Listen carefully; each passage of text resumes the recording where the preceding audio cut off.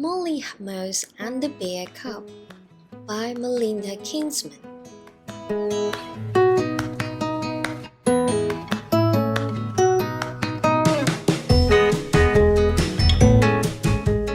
Molly is sweeping up crumbs from the floor.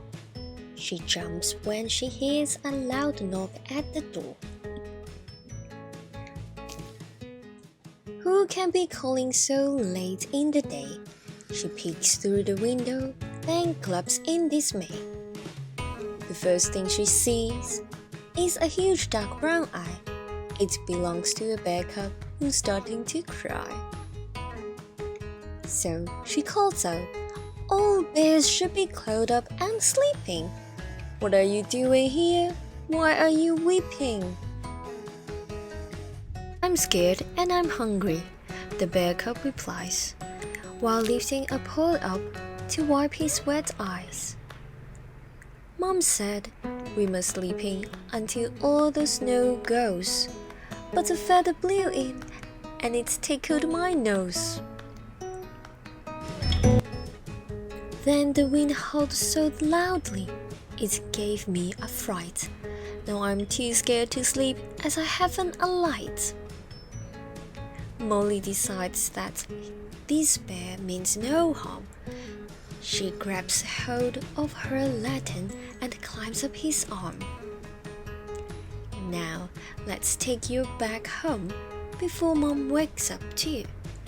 Then I'll fetch my friend Cyril. He'll know what to do." So they set off together out into the night. A bear and a mouse, what a very strange sight. At last, they arrived at a hole in the snow. Molly lights up the den with her tiny lamp's glow. The bear cub curls up by his sleeping mom's side. Molly leaves him her lantern, then heads off outside. "Siren!" cries Molly on reaching his house. "Please come and help. It's me, Molly Mouse."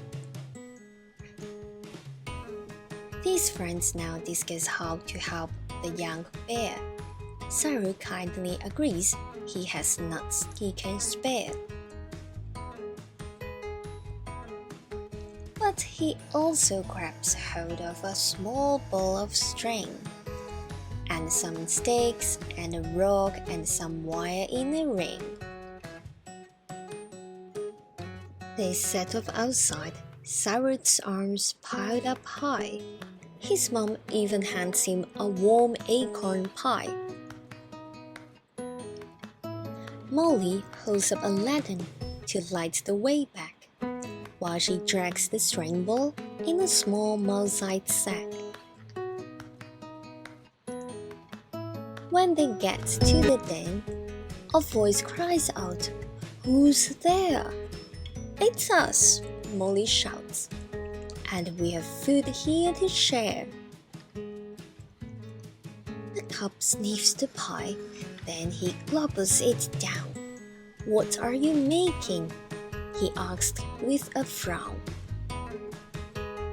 "This chimp will make music to stop the wind howling, so you won't be scared and think wild beasts are calling." Yawning, the bear cub now shuts his eyes tight, and once he's asleep, his friends creep out of sight. They fill the den's entrance with piles of fresh snow. This will keep the bears warm when the cold north winds blow. Each evening till spring, Molly visits the bear, but he stays sound asleep, so does not know she's there.